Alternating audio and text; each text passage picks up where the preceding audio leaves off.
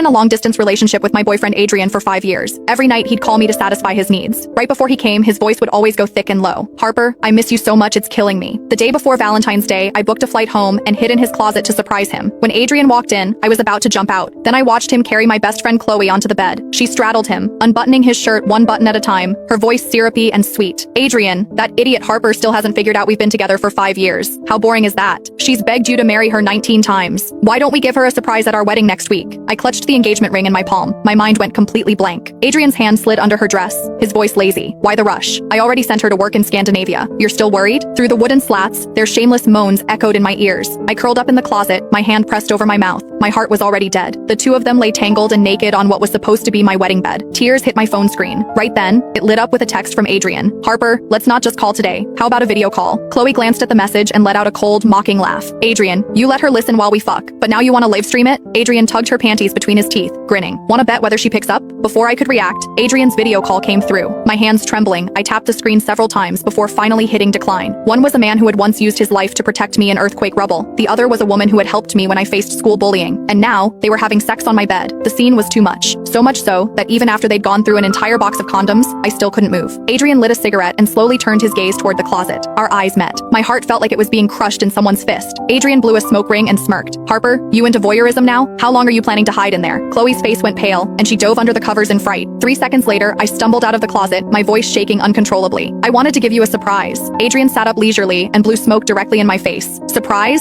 The text notification for your flight booking came to my phone ages ago. What surprise could there possibly be? He reached under Chloe's dress and pulled out a wet bunny tail, tossing it at me. Learn something. That's what a surprise looks like. I'd proposed to him 19 times, each time coming up with different creative ways, all to repay him for saving my life. But now, all my efforts had become a joke. Why? Why would you both do this to me? Seeing my blank expression, Adrian said flatly, "What? Harper, you didn't actually think you could have me all to yourself, did you? That's pretty selfish. Besides, Chloe moans pretty loud every time I call you. You seriously never heard her? So every time he told me he missed me, he was inside her." I couldn't stop shaking. My stomach rolled with nausea. Chloe pulled on my nightgown and put it on slowly, smiling mockingly. "Harper, didn't you always say you'd share everything with me? You're so busy with work, I was kind enough to help Adrian with his physical needs. Shouldn't you thank me?" I shoved her away violently and grabbed a photo frame, hurling it at her. "Get out! Both of you get out!" Ironically, the photo of Adrian and me in the frame had already been replaced with a picture of Chloe in a bikini. And every day, Adrian would tell me that when he missed me, all he could do was look at my photo. Turns out he meant this kind of photo. A shriek rang out. Adrian didn't hesitate to shield Chloe. The frame struck his temple and blood immediately began streaming down. "Harper, can you stop being crazy? It's not like I'm abandoning you. Not marrying you isn't my fault. Have you really never looked in a mirror and faced what your background is? Chloe and I are just having a wedding ceremony. As long as you don't make a scene, our relationship will never change." I frantically grabbed everything within reach and threw it at them. Click the link on the homepage to watch the full follow-up for free.